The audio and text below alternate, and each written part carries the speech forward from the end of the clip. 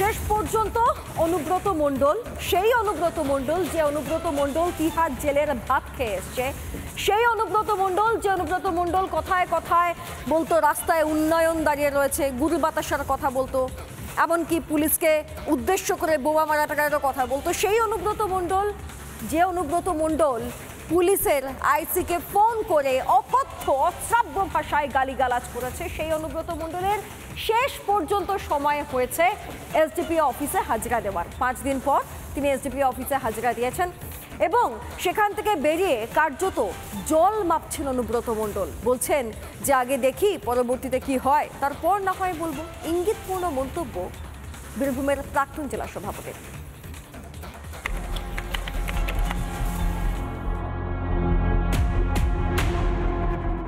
অবশেষে তিনি এলেন, যিনি নরম মাটিতে বাঘ কিন্তু তিহারে গেলেই ম্যাও ম্যাও করতে থাকেন। সেই অনুব্রত মণ্ডল বৃহস্পতিবার হাজিরা দেন বোলপুরের এসডিপিও অফিসে। একজন কর্তব্যরত আইসিকে নোংরা কাঁচা খিস্তি দেওয়ার 7 দিন পর, হ্যাঁ ঠিক 7 দিন পর হাজিরা দিলেন এসডিপিওর অফিসে। বিকেল 5টা 25 মিনিট। এসডিপিও অফিসে ঠিক 2 ঘন্টা থাকেন অনুব্রত। 2 ঘন্টা পর বেরিয়ে যান বীরভূমের প্রাক্তন জেলা সভাপতি। সেখানে অবশ্য সাংবাদিকদের কোনো প্রশ্নের উত্তর তিনি দেননি।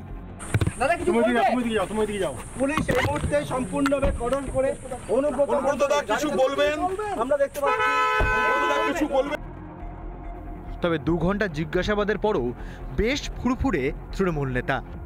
ফুরফুরে মেজাজে সেখান থেকে অনুব্রত চলে যান পার্টি অফিসে। সেখানে গিয়ে অবশ্য সাংবাদিকদের প্রশ্নে ইঙ্গিতপূর্ণ উত্তর দিয়েছেন মুখ্যমন্ত্রীর স্নেহধন্য অনুব্রত। আমি 2 দিন দেখি, তারপর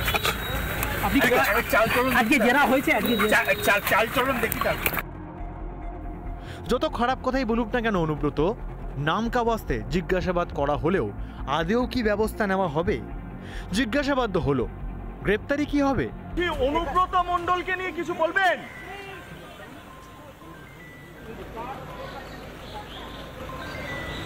এখানে কি নেই? অন্য কেউ হলে পুলিশকে গালাগাল দিয়ে পার পেতেন কি? গ্রেপ্তার না করে মুখ্যমন্ত্রী যেভাবে প্রোটেকশন দিচ্ছেন ভাবা যায় না।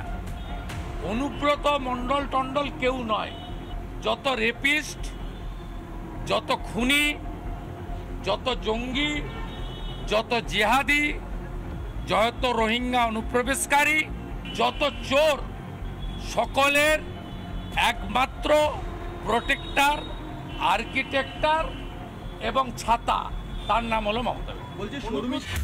পুলিশ তৃণমূল নেত্রীর নির্দেশে অনুব্রতকে রক্ষা করতে চাইছে, এখানে কোনো ভুল নেই। এক, ফোনের কথা বাইরে গেল কি করে সেটা তদন্ত হচ্ছে। কেন ফোন করলো, কেন গালাগালি দিল, তা তদন্ত পুলিশ করছে। বড় মুশকিল ব্যাপার। কেন বাজেয়াপ্ত হলো না অনুব্রতর ফোন? যে পুলিশ চাকরিহারদের লাঠি মারতে জানে, সেই পুলিশ কেন অনুব্রতর বেলায় চুপ? বাংলার পুলিশকে কি যত ইচ্ছে গালাগালি দিতে পারে তৃণমূল? ওর দিকে গালাগালি কি অপরাধ নয়? আর কত শিরদাঁড়া উপহার চায় পুলিশ? গালাগালি করে বুক ফুলিয়ে ঘুরবেন অনুব্রতর মতো নেতারা, আর পুলিশ মাথা নত করে নির্দেশ পালন করবে? অনুব্রতকে গ্রেপ্তারের নির্দেশ কবে দেবেন পুলিশ মন্ত্রী মমতা বন্দ্যোপাধ্যায়? রিপাবলিক বাংলা। মুম্বাইয়ের কল্যাণ থেকে গ্রেফতার মহেশতলা কাণ্ডের মূল অভিযুক্ত শাহিন শাহ। তাকে ইতিমধ্যে ট্রানজিট রিমান্ডে কলকাতা নিয়ে আসা হচ্ছে। এটা সেই শাহিন শাহ, যে শাহিন শাহ মহেশতলায় জিন্সের রঙের কারখানায় নাবালকের উপর অত্যাচার হতে দেখা গিয়েছিল, সেই কারখানার মূল মাথা। ডায়মন্ড হারবার পুলিশের স্পেশাল ইনভেস্টিগেশন টিম তারা সরাসরি চলে যায়, মোবাইল নাম্বার ট্র্যাক করে মুম্বাইতে বিমানে যায় এবং তারপর সেখান থেকে 3 জনকে গ্রেফতার করে। তাদেরকেই আপাতত নিয়ে আসা হচ্ছে কলকাতায়।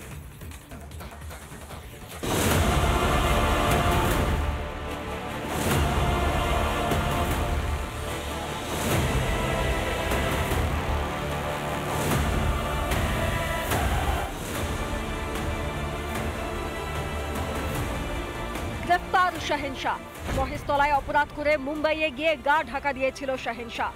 সেই শাহিন শাহকেই মুম্বাইয়ে কল্যাণ থেকে গ্রেফতার করল পুলিশ। মোবাইল লোকেশন ট্র্যাক করে গ্রেফতার। মঙ্গলবার ভোরে মোবাইল খুলে সহযোগে লোকেশনে দেখা যায় মুম্বাইয়ের কল্যাণ। সিটের সদস্যরা মুম্বাই পাড়ি দেয় প্লেনে। কল্যাণের কাছে ফের মোবাইল অন হয়। সহযোগী গ্রেফতার হতেই জালে শাহিন শাহ। শাহিন শাহ এবং তার যে দলবল যারা এখনো পর্যন্ত পুলিশের হাতে গ্রেপ্তার হয়েছে, প্রত্যেককে ম্যারাথন জিজ্ঞাসাবাদ করা হচ্ছে। এখনো ভোলা যাচ্ছে না সেই অমানবিক অত্যাচার। মোবাইল চোর সন্দেহে দড়িতে ঝুলিয়ে মারধর পরে বিদ্যুতের শক। তারপর থেকেই নিখোঁজ হয়ে যায় নাবালক। এখানেই শেষ নয়, ছেলেকে ছাড়ার জন্য বাড়ি থেকে 2 লাখ টাকাও দাবি করে শাহিন শাহ। শাহিন শাহ ফোন করে বলছে যে তোমার ভাই মোবাইল চুরি করেছে। মোবাইল যখন চুরি করেছে তা তুমি ওকে জিজ্ঞাসা করো, মারপিট ওকে করো না, বাচ্চা ছেলে। ও ভয়ে কিন্তু বলতেছে। আরেকটা ভাই ছিল, ওকে ধমকাচ্ছে যে আমি বলছি ওরকম বল, ফোন আমাকে বলছে ওরকম। কিন্তু ছেলেটাকে মারলো না কি করলো আমি বলতে পারছি না। আমাকে বলছে তো তোমার ভাই পালিয়ে গেছে। রবীন্দ্রনগর পুলিশের হাতে এ নিয়ে গ্রেফতার হলো মোট 5 জন। বুধবারই গ্রেফতার হয়েছিল মোস্তাফা কামাল এবং তৌহিদ আলম। এবার শাহিন শাহর সঙ্গে গ্রেফতার হলো আমিরুল মোহাম্মদ ও ফিরোজ।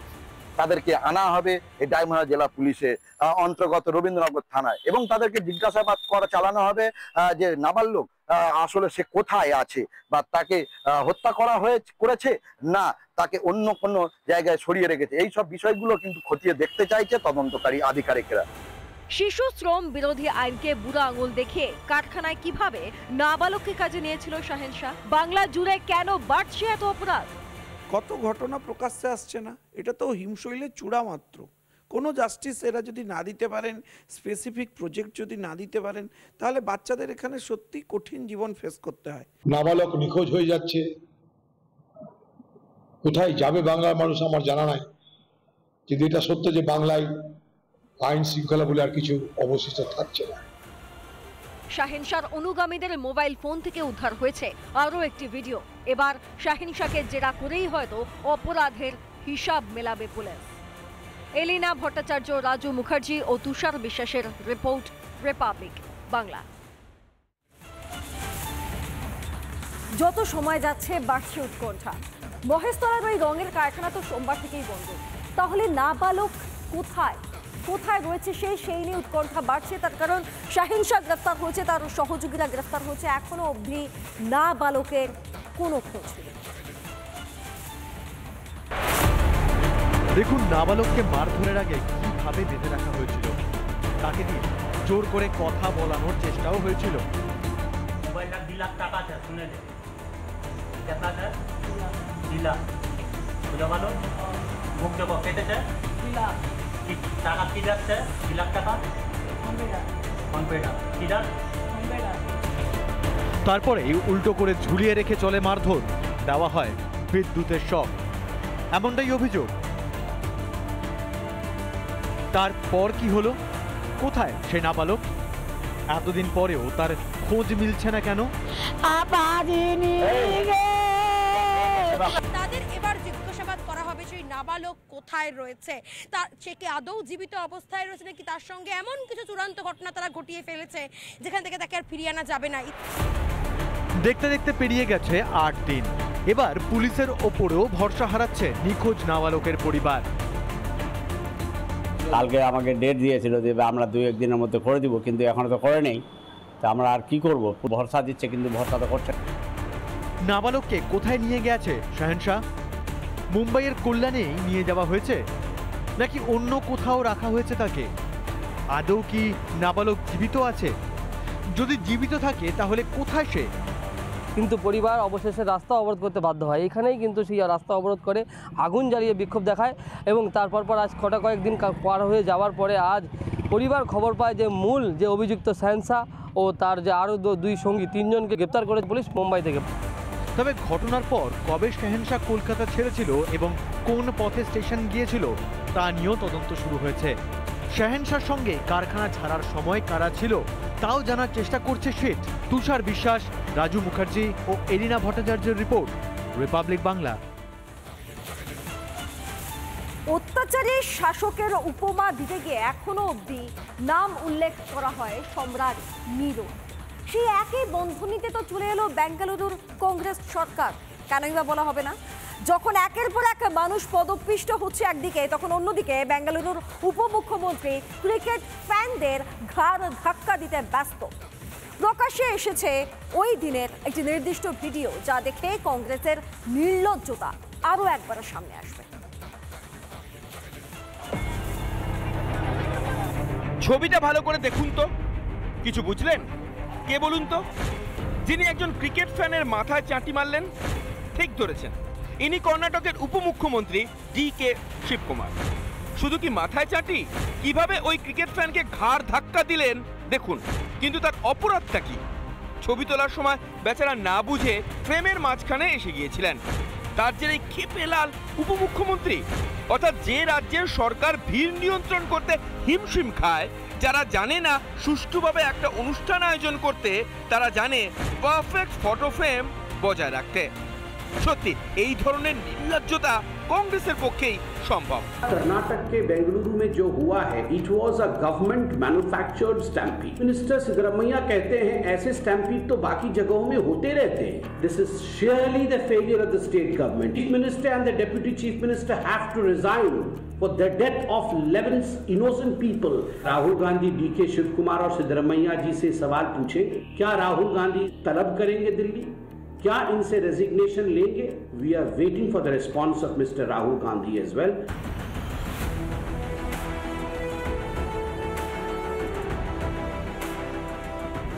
এত বড় একটা ঘটনা, অথচ আশ্চর্যজনকভাবে চুপ করে রয়েছে ইন্ডির জোট শরিকেরাও। চলতি বছর মহাকুম্ভের সময় পুণ্যার্থীদের মৃত্যু নিয়ে কিন্তু দিব্যি মন্তব্য করতে পেরেছেন বাংলার মুখ্যমন্ত্রী। সেদিন কি বলেছিলেন মমতা বন্দ্যোপাধ্যায় মনে পড়ে? মহাকুম্ভ আমি নাইবা বললাম, ওটা এখন মৃত্যু কুম্ভ হয়ে গেছে, মৃত্যু কূপের মতো। প্ল্যানিং না করে এত হাইপ তুলে এত লোকের মৃত্যু। সেই তৃণমূল সরকারেরই গুরুত্বপূর্ণ এক মন্ত্রী ফিরহাদ হাকিম কি বললেন শুনুন। আচ্ছা, তাহলে কি রাজ্য বেছে বেছে তৃণমূল সমালোচনা করে? ব্যবস্থা নেওয়া উচিত ছিল সরকারের, আমি বলবো। এবং দেখছেন বিরোধীরা কোনো রকম কথা, কেউ কোনো উচ্চবাচ্য করছে না, দেখতে পাচ্ছেন। আজকে বিজেপি শাসিত যদি রাজ্য হতো তাহলে দেখতেন সবাই রেড়ে করে উঠত।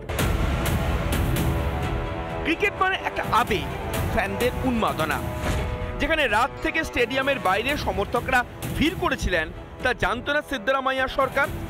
যে সরকার একটা অনুষ্ঠান সুষ্ঠুভাবে পরিচালনা করতে পারে না, সেই সরকার রাজপাট সামলাবেন কিভাবে? কোন অধিকারে কুর্সি আগলে বসে থাকবেন সিদ্ধরামাইয়া বা তার ডেপুটি? রিপাবলিক বাংলা। বেঙ্গালুরু ঘটনার দায় কার? ছত্রে ছত্রে রয়েছে পুলিশের ব্যর্থতা। এতগুলো মানুষের মৃত্যু, একটা মৃত্যু মিছিল, এর কোনো কিছুই কি আটকানো যেত না? এটা কি সত্যি ম্যান মেড বিপর্যয় নয়?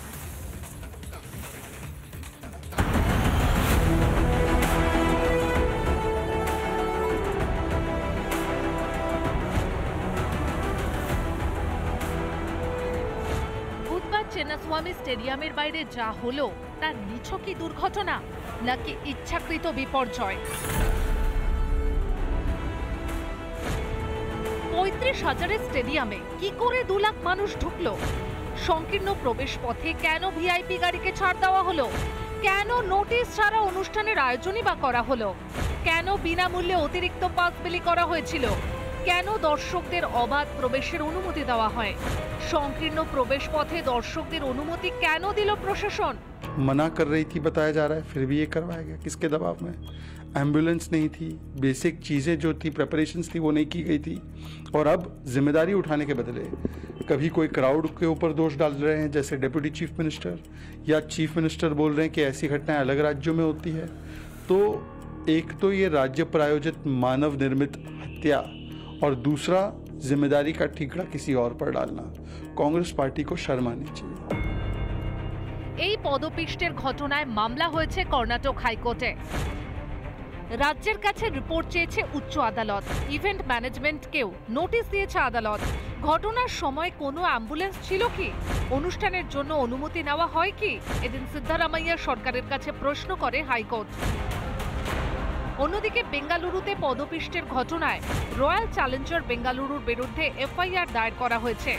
মামলা দায়ের হয়েছে কর্ণাটক স্টেট ক্রিকেট অ্যাসোসিয়েশনের বিরুদ্ধেও। পদপিষ্টের ঘটনায় তদন্তভার দেওয়া হয়েছে সিআইডিকে। রিপাবলিক বাংলা। ফ্রান্সের যুদ্ধ বিমান রাফালের কাঠামো এবার তৈরি হবে ভারতের মাটিতে। দাসো এভিয়েশনের সঙ্গে ইতিমধ্যেই চুক্তি স্বাক্ষর করেছে টাটা গোষ্ঠী, অর্থাৎ আগামীতে প্রতিরক্ষা সরঞ্জাম তৈরির ক্ষেত্রে আত্মনির্ভরতার দিকে আরও এক ধাপ এগিয়ে গেল ভারত।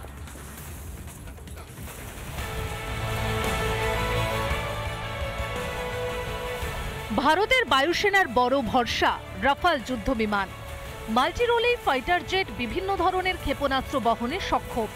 নিখুঁতভাবে শত্রুপক্ষের উপর আঘাত করতে রাফালের জুড়ি মেলা ভার। ভারতীয় সেনার হাতে এখন যে সমস্ত রাফাল যুদ্ধ বিমান রয়েছে তার সমস্তটাই তৈরি হয়েছে ফ্রান্সে। এবার রাফাল যুদ্ধ বিমানের কাঠামো ভারতেই তৈরি হবে।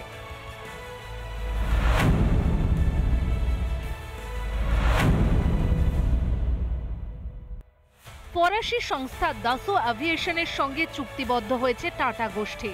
চুক্তি অনুযায়ী যুদ্ধ বিমানের মূল কাঠামো ভারতে তৈরি করবে টাটা অ্যাডভান্স সিস্টেমস লিমিটেড। এই চুক্তির মাধ্যমে প্রতিরক্ষা সরঞ্জাম তৈরির ক্ষেত্রে টাটা গোষ্ঠীর পদক্ষেপ আরও মজবুত হলো। সেই সঙ্গেই গতি পেল মোদির আত্মনির্ভর ভারতের স্বপ্ন। পৃথিবীর ইতিহাসে এখনো পর্যন্ত সবচাইতে প্রেস্টিজিয়াস যুদ্ধ বিমান, এটা মাথায় রাখতে হবে। আমেরিকা, ইভেন তোমার ইসরায়েল, ইভেন চায়নাও পর্যন্ত এই শক্তিধর দেশগুলো এত হাই লেভেলের এত পাওয়ারফুল মেশিনারিজ বানাতে পারেনি। সেই মেশিন, ক্রায়োজেনিক মেশিনটা যখন ভারতে তৈরি হচ্ছে, এটার কিন্তু জিওপলিটিক্যাল অ্যাসপেক্টটা অনেক বেশি সাংঘাতিক। টাটা অ্যাডভান্স সিস্টেমের সঙ্গে দাসো এভিয়েশনের 4টি প্রোডাকশন ট্রান্সফার এগ্রিমেন্ট হয়েছে। সেই চুক্তি অনুযায়ী রাফালের দেহের খোল বা কাঠামো বানাবে টাটা গোষ্ঠী। এর জন্য হায়দ্রাবাদে বিশেষ ম্যানুফ্যাকচারিং ফ্যাসিলিটি গড়ে তোলা হবে। মনে করা হচ্ছে যে 2028 সালের মধ্যে প্রথম কাঠামোটি হায়দ্রাবাদের ওই কারখানা থেকে বেরিয়ে আসবে। কারখানা পুরো দমে চালু হলে প্রতি মাসে 2টি রাফাল কাঠামো তৈরি করা যাবে। দাসো এভিয়েশনের মতে রাফালের কাঠামো হালকা এবং শক্তিশালী যৌগিক পদার্থ দিয়ে তৈরি, যা রাফালের ওজন কমায় এবং রাফালের যুদ্ধ পারদর্শিতাকে আরও অনেক গুণ বাড়িয়ে তোলে। তাই রাফালের সামগ্রিক ক্ষমতার ক্ষেত্রে কাঠামো খুবই গুরুত্বপূর্ণ।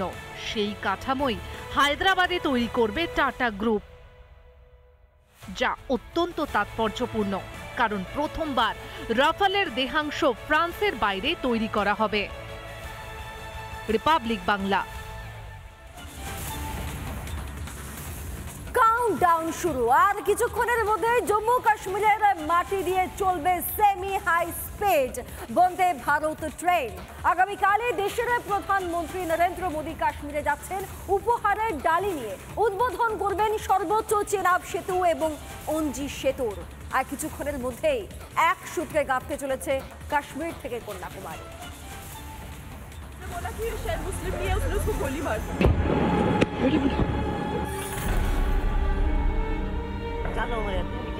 देखना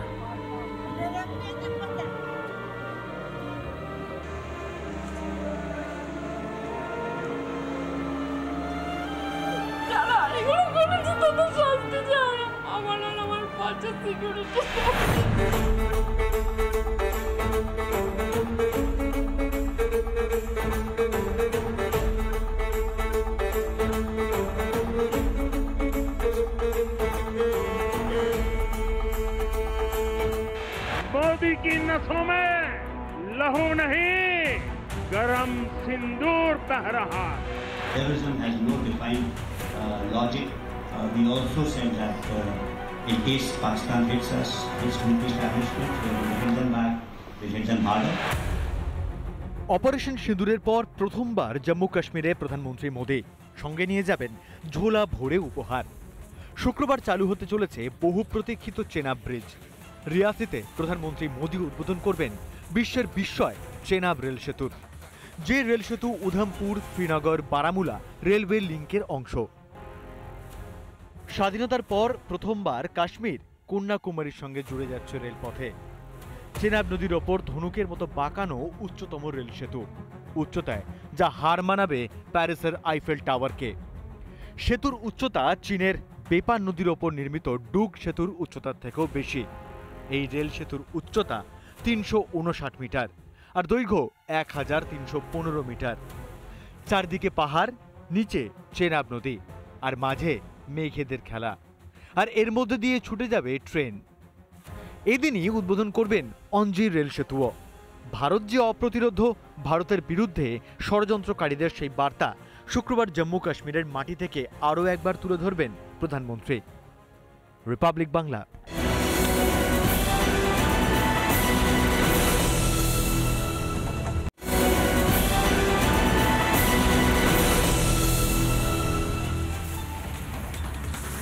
নতুন যুগের শুরু হলো অযোধ্যায় রাম দরবারে। একেবারে রাজবেশে প্রতিষ্ঠিত হলেও রাম মূর্তি। বৈদিক নিয়ম মেনে প্রতিষ্ঠিত হলেন শ্রীরামদেব এবং সেখানে উপস্থিত ছিলেন পুজোয় অযোধ্যার মুখ্যমন্ত্রী, উত্তরপ্রদেশের মুখ্যমন্ত্রী যোগী আদিত্যনাথ।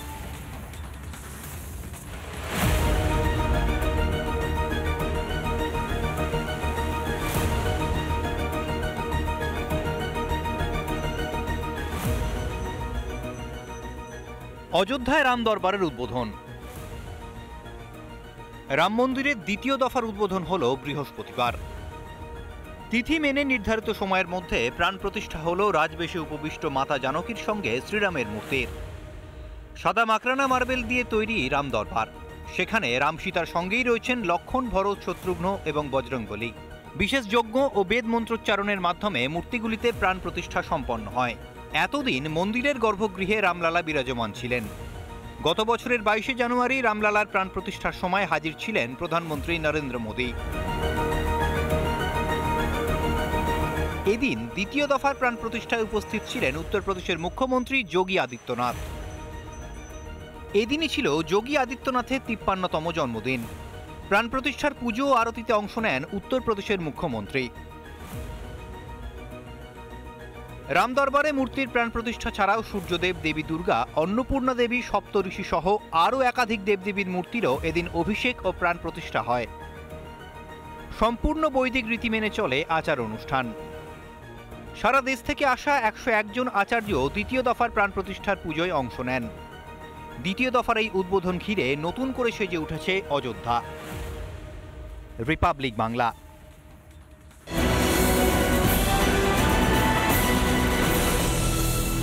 নানা ধরনের কন্টেন্ট দেখার জন্য লাইক করুন, শেয়ার করুন আমাদের ফেসবুক পেজ, সাবস্ক্রাইব করুন আমাদের ইউটিউব চ্যানেল।